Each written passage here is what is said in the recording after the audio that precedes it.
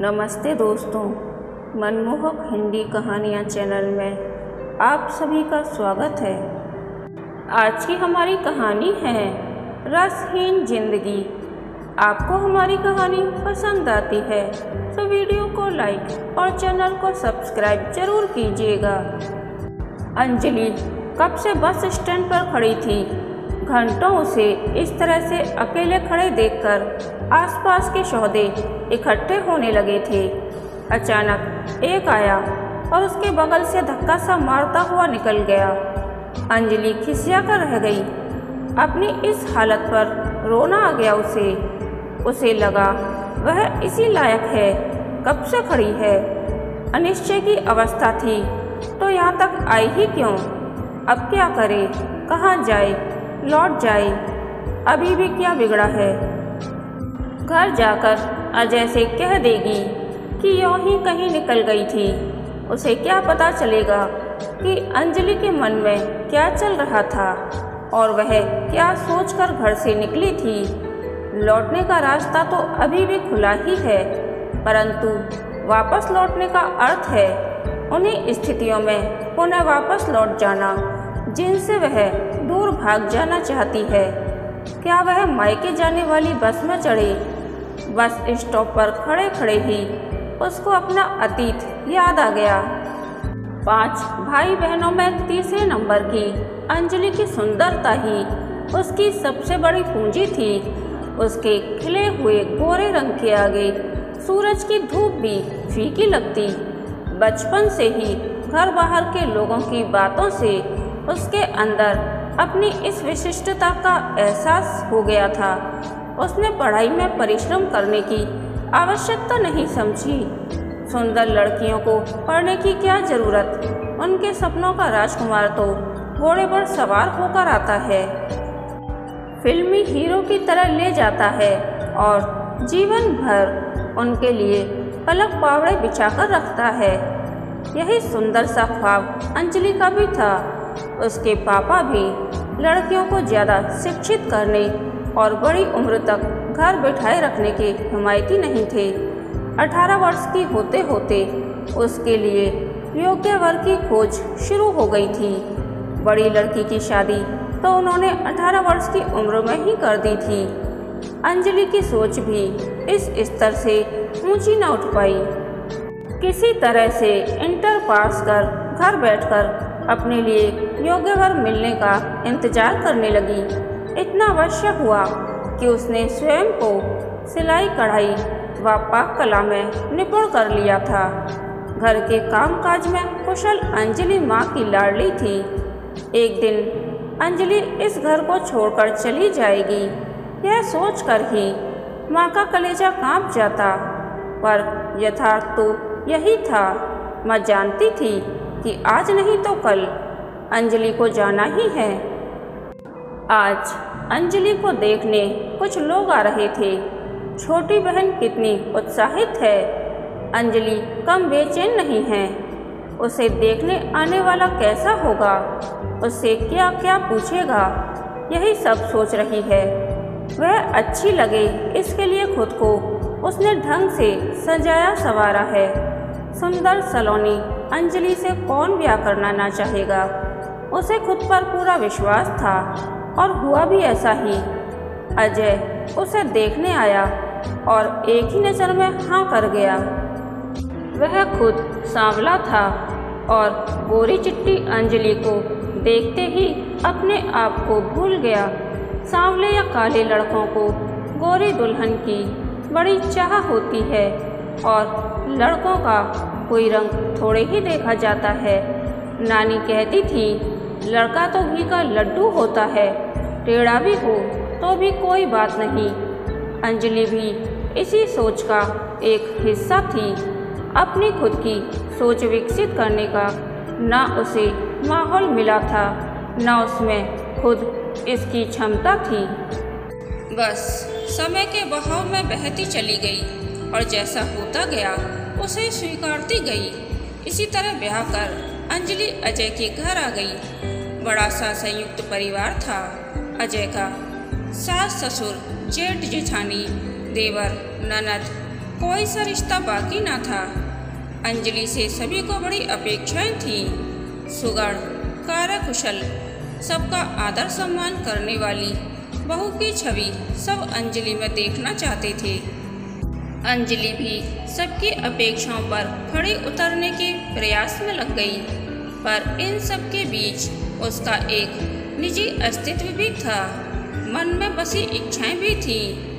अजय के साथ समय बिताने, घूमने फिरने जैसी सहज इच्छाएं थीं जो हर नई नवेली के दिल में विवाह के शुरू के दिनों में होती हैं। परंतु शादी के शुरू के दिनों में ही अंजलि के समक्ष अजय का व्यक्तित्व उजागर हो गया। परिवार के लोग परिचित उसे मस्त मौला कहते। जहाँ जाता वहीं का होकर रह जाता। घर पर कोई उसका इंतजार कर रहा है। परिवार के लोग उससे कुछ अपेक्षाएं रखते हैं। इन सब बातों का उसे कोई ख्याल न था। नई नवेली पत्नी के प्रति भी उसे आकर्षण न था। बस सारा दिन बिताकर रात को घर आकर अपने कर्तव्य की इतिश्री समझ लेता। खाना भी बाहर खाता। वह अंजलि को चाहता तो था, पर उस चाहत को अभिव्यक्त करना और अंजलि की भावनाओं को समझने व उन्हें महत्व देने की न उसमें समझ थी न इच्छा। संयुक्त परिवार में रहते हुए पत्नी को लेकर कहीं घूमने जाने की हिम्मत वह नहीं जुटा पाता। परिवार के अन्य सदस्यों के साथ ही अंजलि का समय कटता। यहाँ वहाँ घूमते रहना अजय का शगल था। उसने ठेकेदारी के लिए रजिस्ट्रेशन करा रखा था। काम मिलने के लिए अफसरों के साथ लगा रहता। विभागीय अधिकारियों को भी अपने चारों ओर घूमने वाले कारिंदे चाहिए होते हैं। सुबह अजय को अपने साथ लिए रहते। आवश्यक अनावश्यक वे जहाँ भी दौरे पर जाते, अजय को बुलावा आ जाता और अजय साथ चल देता। दिन का समय हो या रात, उसे कोई चिंता न रहती। अंजलि सोचती, यदि इसी तरह जीवन काटना था तो अजय ने उससे विवाह ही क्यों किया। अंजलि मायके जाती, चाहे जितने दिन रह आई, वह कभी उसे लिवाने न आता। हमेशा वह अपने भाई के साथ ही वापस आती। ससुराल आकर फिर उसी माहौल में कुछ समय में ही उसका मन विरक्त हो जाता और फिर वह मायके आ जाती। और कोई ठिकाना तो था नहीं, अकेली कहाँ जाती। इतनी शिक्षा और आत्मविश्वास भी नहीं था कि वह खुद के बूते कुछ करने की सोचती। अंजलि मन महसूस कर रह जाती, क्यों उसने मन लगाकर पढ़ाई नहीं की। आज वह अपने पैरों पर खड़ी होती तो इस तरह मोहताज न होती। कभी ससुराल कभी मायके के बीच पेंडुलम बनी अंजलि को अपना जीवन इतना व्यर्थ लगने लगा कि कई बार आत्महत्या जैसे विचार भी उसके मन में आने लगे थे। मायके आकर अंजलि मम्मी पापा भाई बहनों के साथ स्वयं को खुश रखने की कोशिश करती। सबके अनुसार खुद को ढालकर चलने की कोशिश करती ताकि उसका बार बार मायके आना किसी को अखरे नहीं। माँ उसकी मनोस्थिति को समझती थी, परंतु फिर भी जब मन उबता जाता तो वह फिर ससुराल लौट जाती। यही उसके जीवन का ढर्रा बन गया था। अजय की बहुत ज़्यादा कमाई नहीं थी कि वह पत्नी को आर्थिक रूप से ही खुश रख सके। इसी तरह 10 वर्ष बीत गए। घिसटती घिसटती रसहीन जिंदगी। अंजलि का लावण्य भी फीका पड़ गया, पर इतना अवश्य हो गया कि नन्ना देव उसकी गोद में आ गया। अंजलि का समय देव के प्यार दुलार देखभाल में कटने लगा। उसे लगा जैसे उसके जीवन के बसंत में नए पुष्प खिल गए हों। बेटे के जन्म से अजय के व्यक्तित्व में भी कुछ स्थायित्व आया। वह अब घर पर ज़्यादा समय देने लगा। अंजलि को लगा अब उसका जीवन व्यवस्थित हो जाएगा, पर देव अभी 6 माह का भी नहीं हुआ था कि अजय फिर वही अपनी पुरानी जीवन शैली पर लौट आया। सुबह जाता तो फिर पता ही न होता कब लौटेगा, कहाँ गया है। कहाँ खाना खाया, कहाँ रहा, कुछ बताने की उसे आवश्यकता नहीं थी। अंजलि कुछ पूछने की कोशिश करती तो उसे चुप करा देता। औरत को इतना अधिकार कहाँ कि पति से पूछताछ करे। कभी कभी तो वह कई कई दिन वापस न आता।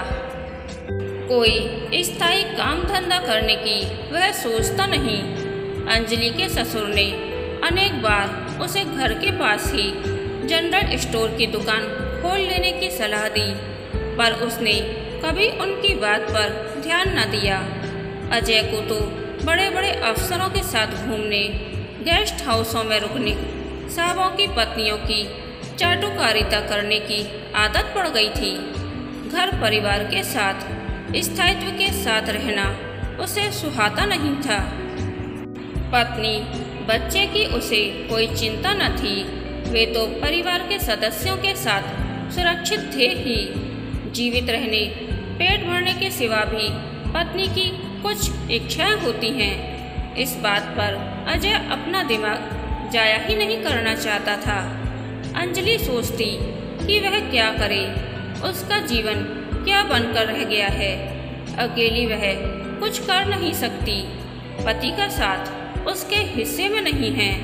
अपने बच्चे को वह अच्छी परवरिश कैसे देगी, उसे अच्छे स्कूल में कैसे पढ़ाएगी। अंजलि का दिमाग जैसे फटने लगता। अगर वह आत्महत्या कर लेगी तो देव का क्या होगा। वह अपने आप को संभालने की कोशिश करती, परंतु लौटकर फिर उसी उलझन में उलझ जाती। अंजलि के पिता बीमार पड़ गए तो वह मायके आई थी। उसकी दीदी जीजाजी में कुछ अनबन चल रही थी। अचानक हालात इतने बिगड़ गए कि दीदी ने चूहे मारने की दवा खा ली। 3 बच्चों को बेलगता छोड़ वह इस संसार से विदा हो गईं। जीजाजी पुलिस केस में फंस गए। अंजलि आई तो बीमार पिता को देखने थी, पर यहाँ दीदी के बच्चों की देखभाल में व्यस्त हो गई। अपने पारिवारिक जीवन से तो उसे पहले ही कोई लगाव न था, और अब तो देव दीदी के बच्चों के बीच वह भूल ही गई कि उसका अपना एक पति और ससुराल भी है। याद रखने योग्य कुछ ऐसा था भी नहीं जो स्मृतियों में जिंदा रहता, इसीलिए आसानी से भूल भी गई। अब तो यही घर उसे अपना लगने लगा। पतिव्रता, शादीशुदा जैसे शब्दों के माने समझने को उसका दिल तैयार ही न होता। 6 माह होने को आए, अंजलि ससुराल नहीं गई, लेकिन अजय आज उसे लेने आ रहा था। क्या वह वापस चली जाए? क्या अजय बदल गया होगा? अगर वह चली गई तो दीदी के बच्चों का क्या होगा, जिन्होंने उसे अपनी माँ का दर्जा दे दिया है। सवालों की उधेड़बुन के बीच अंजलि वापस आ गई अजय के घर। आखिर वह उसकी पत्नी है, उसका असली घर तो यही है। अजय देव का पिता है। 15 दिन भी नहीं बीते कि अंजलि को महसूस हो गया कि यहाँ कुछ भी नहीं बदला है। अजय वही है। उसे अंजलि की कोई परवाह नहीं है। उसे वापस लेने तो वह इसलिए चला गया था क्योंकि लोगों के सवालों का जवाब देते देते वह परेशान हो गया था और घर वालों का बड़ा दबाव था। पर अंजलि तो वापस फिर उसी कैद खाने में आ गई जहाँ न उसके होने का कोई महत्व है और न उसके अस्तित्व का किसी को एहसास है। आज अंजलि इस बस स्टॉप पर खड़ी है, वापस जाने के लिए। दीदी के बच्चों की देखभाल के लिए कोई नहीं है। सबसे ज़्यादा वहाँ उसके होने का कोई महत्व तो है। वह हाड़ मास की कोई पुतली नहीं है, जीती जागती इंसान है।